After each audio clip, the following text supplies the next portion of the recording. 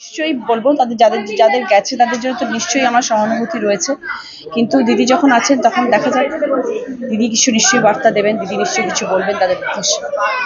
আমরা তো তাদের পাশে ডেফিনেটলি আছি, যাদের সাথে এরকম ধরনের ঘটনা ঘটছে, তাদের এখন খারাপ সময়, তাদের পাশে তো আমরা ডেফিনেটলি আছি, তাদের জন্য সহানুভূতিও আছে। সপ্তগ্রাম বিধানসভার মগরা এলাকায় ভোট প্রচার করলেন হুগলির তৃণমূল প্রার্থী রচনা বন্দ্যোপাধ্যায়। অতিরিক্ত গরমকে উপেক্ষা করে মগরা হনুমান ও চণ্ডী মন্দিরে পুজো দিয়ে প্রচার শুরু করলেন তিনি। সপ্তগ্রাম বিধানসভার মগরা এলাকায় বিভিন্ন গ্রামের শোভাযাত্রা সহকারে চলে তার ভোট প্রচার। ধামসা, মাদল, আদিবাসী মহিলাদের নাচ আর ব্যান্ড পার্টি ছিল রচনার প্রচারে।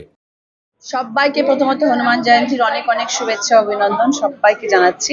খুব ভালো একটা দিন, শুভ দিন, পবিত্র দিন।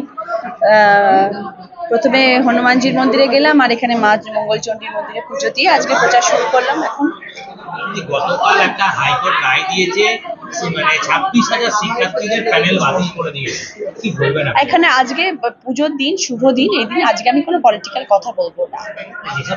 যেসব শিক্ষকদের চাকরি গেল তাদের উদ্দেশ্যে কি বলবেন?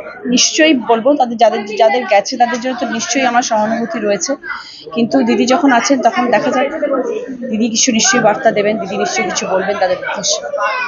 আমরা তো তাদের পাশে ডেফিনেটলি আছি, যাদের সাথে এরকম ধরনের ঘটনা ঘটছে, তাদের এখন খারাপ সময়, তাদের পাশে তো আমরা ডেফিনেটলি আছি, তাদের জন্য সহানুভূতিও আছে। বাকি দিদি বলবেন।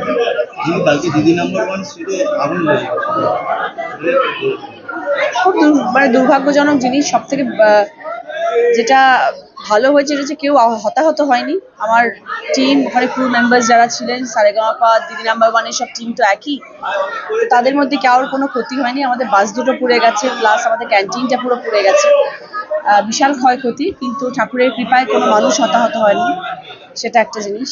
আর আগামীকাল সকলের সঙ্গে দেখা হবে, দেখা যাক ওরা সবাই ঠিক আছে কিনা, তখন জানতে পারবে।